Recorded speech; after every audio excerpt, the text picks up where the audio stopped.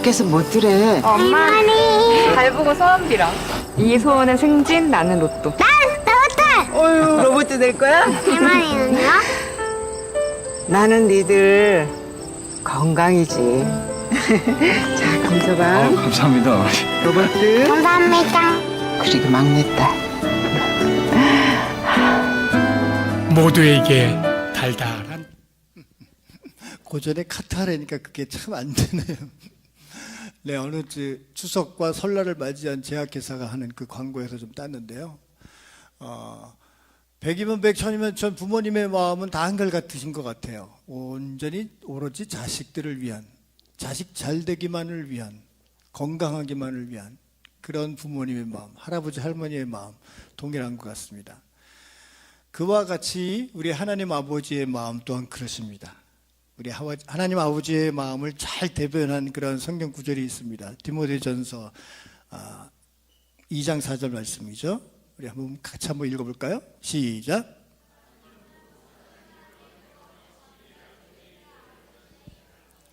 네, 아버지의 마음입니다.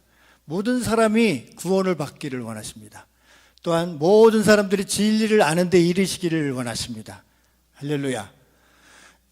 그것이 바로 전도의 귀한 그 동기가 될 수 있겠죠. 우리가 그래서 이제 3월 부활절을 맞이해서 전도 축제를 지금 준비하고 있습니다. 모든 자들을 하나님의 구원을 받을 수 있게, 그리고 모든 자들이 그 진리를 알아갈 수 있는 놀라우신 그런 전도 축제가 될 수 있도록 여러분 지금부터 기도합시다. 함께 합시다. 반응이 참 약하네. 너밖에 없구나 항상. 네, 우리가 아무리 자식이 부모 마음을 헤아리려고 해도 그 나이대가 되지 않으면 그 깊고도 넓은 부모의 마음을 이해하지 못한다는 어른들의 말씀들이 있죠. 예, 맞습니다. 예, 우리가 어떻게 알겠습니까? 그 높고도 깊고도 넓은 그 부모님의 마음을. 그래서 그 부모의 마음과 깊이를 헤아리기 위해서는 또 우리가 하나님 아버지의 마음을 알아야 한다고 합니다. 하나님께서는요, 당신을 아버지라 부르기를 좋아하십니다. 신구약 성경을 보면 하나님은 우리 아버지로 우리를 지극히 사랑하심을 많이 발견하게 됩니다. 그 사랑이 얼마나 위대하고 큰지를 또한 성경을 통해서 수없이 많이 보여주십니다. 특별히 그 십자가에는 그 하나님의 위대하신 그 사랑하심, 그것이 그대로 나타나 있습니다.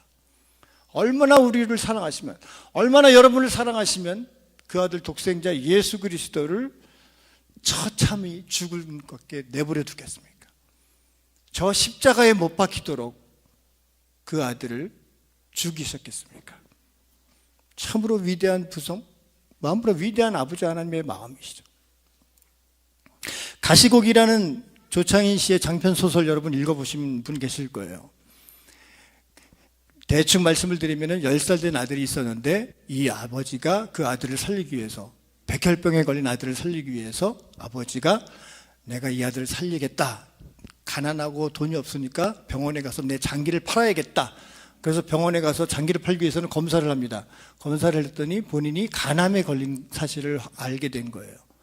그래서 장기를 팔 수 없게 되자 이 아버지가 각막을 팝니다. 그래서 그 각막을 판 돈으로 그 아들을 구했다, 치료해줬다는 슬프고 슬픈 이야기이죠. 가시곡이라는 어종이 있습니다. 가시곡이라는 어종은 보시면은요, 조금 다른 고기보다 약간 독특성이 있게 생겼는데, 이 가시고기의 특징을 제가 한번 말씀드리겠습니다. 가시고기는요, 암컷이 알을 낳고 떠납니다.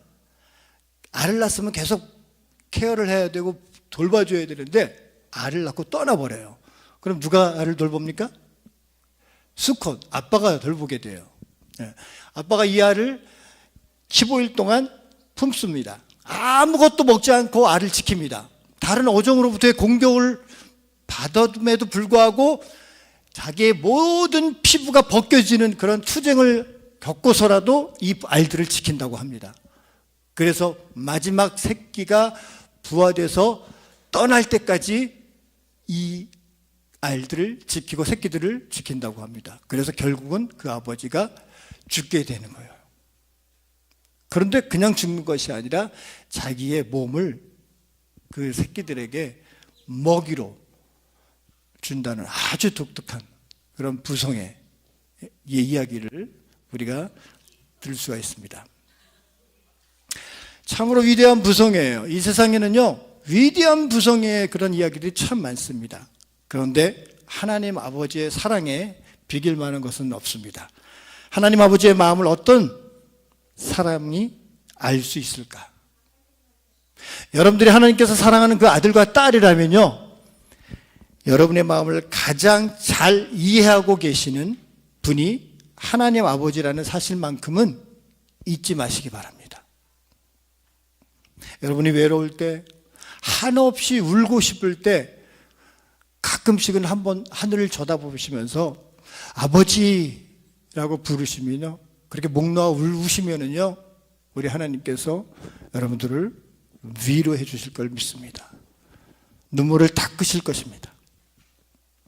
오늘 본문 누가복음을 보면은요, 저 말씀은 제가 목사로 임직을 받으면서 그때부터 지금까지 내가 이렇게 사역을 할 것이다, 이렇게 목회를 할 것이다, 그래서 지금까지 왔는데 그게 참 말대로 안 되더라고요. 참으로 성경 말씀은 쉬운 것 같으면서도 우리 삶의 적용에 너무너무 어려워요. 어쨌든 지금까지 저 말씀을 가지고 제가 사명감을 감당하고 있습니다. 우리에게 하나님 말씀에 기초한 신앙 양심이 필요합니다. 그 신앙적 양심을 가져야 할 기독교인이 제대로 살지 못하면은요, 세상 사람들이 이렇게 얘기하면 돼요. 아니, 예수 믿는 사람이 왜 저래? 라고 손짓을 한다고 합니다. 그러면서 한마디 더 하는 것은 저거는 가짜, 이렇게 이야기한다고 합니다. 그렇기 때문에 신앙적 양심이라는 것은 구원받았다는, 구별되어진다는 분명한 표시가 될 수 있겠죠. 그런데 그 신앙적 양심이 착한 행실, 또 예수 믿는 사람다운 것으로 끝나서는 안 된다는 거예요. 진정한 신앙 양심은 하나님 아버지의 마음을 아는 것이, 그것이 바로 진정한 신앙적 양심이라는 것입니다. 이것을 잘 보여주는 예가 바로 탕자의 비유예요. 아시죠, 여러분? 탕자가 아버지께 미리 유산을 다 받습니다. 그리고 다른 나라에 가서 허랑방탕하게 그 모든 재산을 다 탕진합니다. 고생 저 고생 다 하면서 다시 그는 아버지께로 몸종으로라도 써달라고 부탁을 하며 간절하며 아버지께로 옵니다. 그 아버지의 반응은 어떻습니까? 저리 가! 이게 아니라 그 아버지의 반응은 그래, 어서 와라. 그래서 이 아들이 저 멀리 오는 것을 보고 이 아버지의 반응은 너무너무 기뻐하면서 그것을 보고 달려갑니다. 그리고 안아주고 입맞춤을 해줍니다. 어떻게 그럴 수가 있을까? 그것뿐만입니까?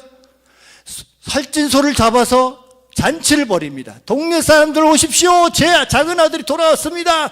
잔치를 벌입니다. 그런데 여기서 문제가 생기죠. 큰아들이, 맞은편에서 일을 하고 왔던 큰아들이 이 모습을 본 거예요. 이 모습을 본 큰아들은 어떻게 반응합니까? 내 동생이 왔구나, 기뻐합니까? 아니죠. 나에게는, 내가 열심히 일을 하고 열심히 살아왔을 때 나에게는 새끼염소 한 마리도 안 잡아주던 아버지가 어떻게 저 모든 재산을 탕진하고 돌아온 저 못된 놈에게 살찐 소를 잡아서 동네 사람들과 잔치를 벌이다니, 아니 어찌 이럴 수가 있단 말인가. 그러면서 집을 뛰쳐나갑니다.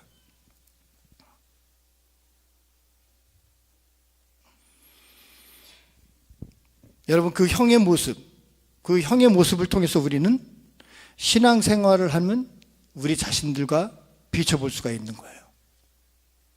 나름대로 신앙생활을 열심히 한다고 생각하고, 나름대로 주님 앞에서 정말 봉사하고 교회 열심히 한다고 생각하는 사람들, 그런 모습을 우리는 비춰볼 수가 있다는 거죠. 교회에서 봉사 많이 하고 열심히 신앙생활 했는데 아니, 새로운 신자가 와서 은혜를 다 받으면 밉게 볼 수 있는 거예요. 세상의 재미 다 끊으며 신앙생활을 했는데 세상 실컷 즐기다 온 사람들이 어떻게 보면 밉게 볼 수 있는 거죠. 여러분, 왜 이런 일이 일어납니까?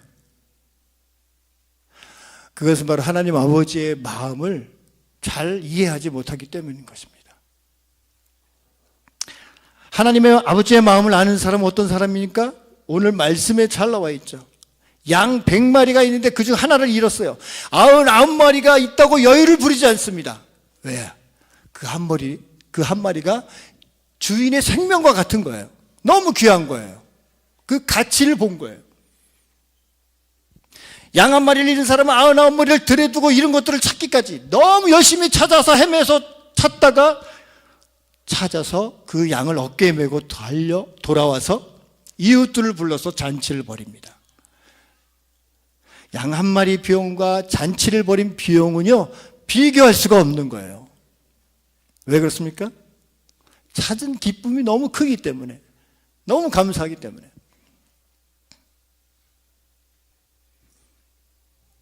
여러분 기억하십시오. 하나님 아버지의 마음이 없는 성경 지식은 남의 잘못만 따지기가 쉽다는 거예요. 아버지의 마음이 없는 교회 봉사는 자기 의만 내세우기가 쉽다는 거예요. 반대로 하나님 아버지는 잘못부터 따지지 않는다는 것이죠. 아버지는 어떤 면에서는 이해가 되지 않을 때가 많아요. 아니, 어떻게 99마리 양을 두고 한 마리의 잃은 양을 찾아 나설까? 아니, 어떻게 방탕하다가 돌아온 탕자를 위해 잔치를 벌려줄까?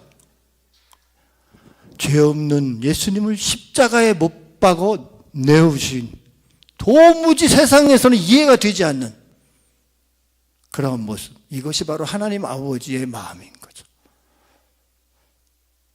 성도는 이 마음을 품어야 합니다. 우리가 성도라고 고백하면 이런 마음을 품어야 된다는 사실이에요. 하나님 아버지의 마음은 첫 번째로 무조건적인 사랑입니다. 하나님 아버지는 우리를 그렇게 사랑하셨다는 거예요. 무조건 사랑하시고, 먼저 사랑하시고, 또 약점까지도 사랑하신, 모든 자격 없이 못나고 부족함에도 불구하고 사랑하신다는 사실, 지금도 또 앞으로도 동일하게 영원토록 그렇게 사랑하신다는 사실인 것입니다. 성경은 누가복음 15장 20절에서 그 아버지의 마음을 이렇게 표현하고 있어요. 이에 일어나서 아버지께로 돌아가니라. 아직도 거리가 먼데 아버지가 그를 보고 측은히 여겼다. 저 측은이라는 단어를 기억하십시오. 이 측은이라는 단어가 아들을 기다리던 아버지가 달려가서 목을 안고 입을 맞추고, 참으로 극적인 장면 아닙니까? 그 아버지의 마음을 딱 표현한 게 바로 저 측은이라는 단어인 거예요. 저걸 영어로 한번 풀어보겠습니다. 영어로 풀어보니까 compassion, 함께 느끼다. 이것이 함께 느끼다. 이것이 공감하다, 연민, 깊이 느끼다는 단어입니다. 의미입니다. 그러니까 이 아버지는요, 그 아들의 고통을 함께 공감한 거예요. 함께 깊이 느낀 거예요.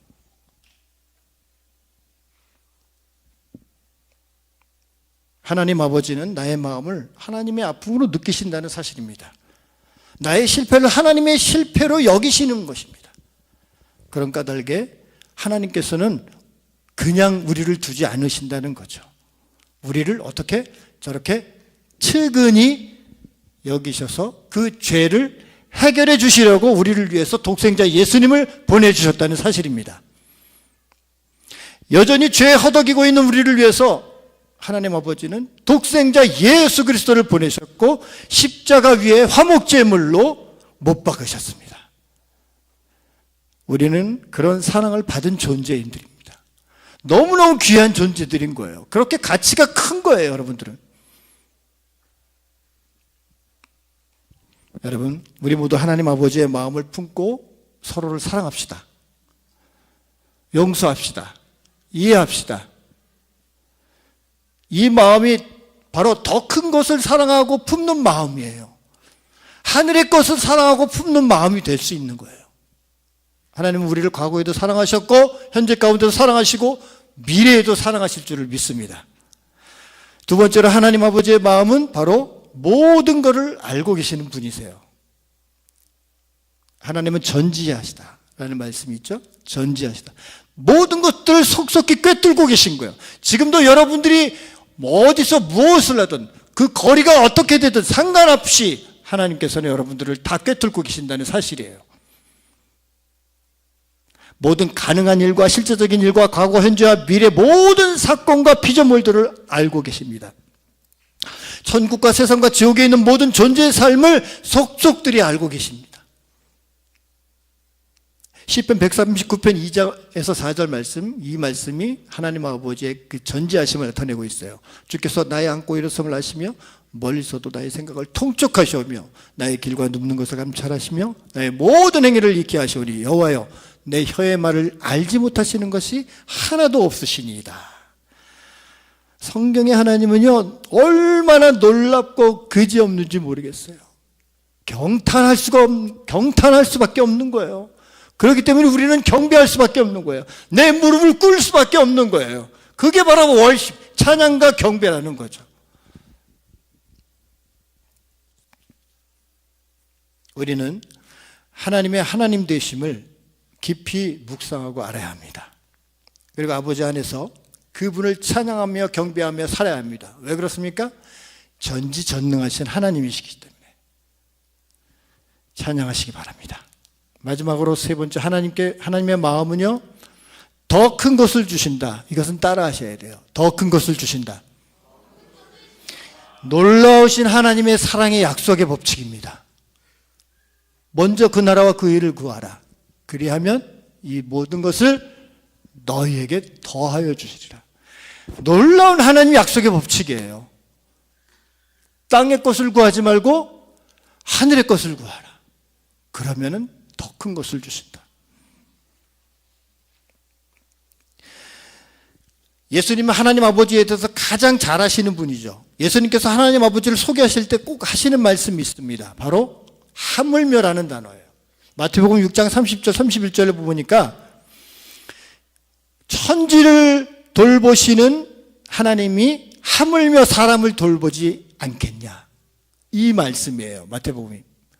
그 다음에 7장에서 보니까 악한 부모도, 넘기세요, 악한 부모도 자녀에게 좋은 것을 주는데 하물며 하나님이 좋은 것 주지 않겠냐라는 의미입니다. 하나님께 아버지는 우리에게 모든 것을 주시는 분, 그리고 가장 좋은 것으로 주시는 분이십니다. 구하는 것보다 더 큰 것을 주시고 구하지 않은 것까지도 넘치게 주시는 분입니다.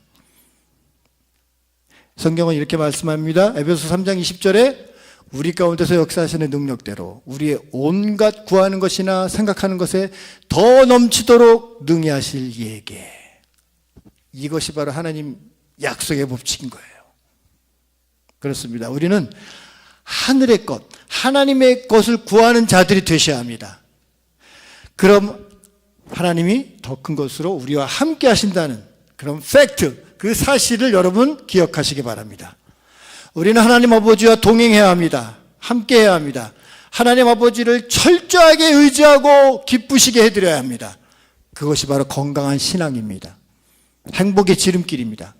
가정과 교회가 건강해지는 비결인 것입니다. 우리 모두 하나님 한 분만으로 만족합시다. 만족합시다. 하늘의 것을 구하는 자들로 만족합시다. 그렇다면 우리의 삶이 반석 위에 서게 되는 것입니다. 기억하십시오, 여러분. 하나님 아버지는 마음에 우리를 품고 계십니다. 기억하십시오. 우리를 위해 가장 좋은 것이 무엇인지 항상 생각하고 계십니다. 기억하십시오. 여러분, 우리는 세상 것보다 하늘의 것을 구하는 자가 되셔야 합니다. 사장님 나오시고요. 여러분, 십계명 있죠? 십계명 말씀, 그것은 바로 하나님 아버지의 마음에서 나온 거예요. 십계명은 하나님 아버지께서 우리를 위해 주신 겁니다. 여러분을 위해 주신 거예요. 이 말씀을 잘 지켜 행하라. 결론적으로 말을 잘 들어라. 그것이 바로 잘 사는 비결. 부모님 말씀도 잘 들어야 합니다. 하나님 아버지의 마음으로 사는 삶이 바로 그런 삶입니다. 이렇게 살아갈 때 공동체가 회복될 것이고 사회가 변할 것이고 하나님 아버지께는 영광이요 또한 우리에게는 큰 은혜와 복이 될 줄 믿습니다. 더 큰 것을 구하십시오. 하늘의 것을 구하십시오. 그리하면 더하여 주신다는 아버지의 약속의 법칙, 그 법칙을 찬양하는 여러분이 되시기를 주님의 이름으로 축복합니다.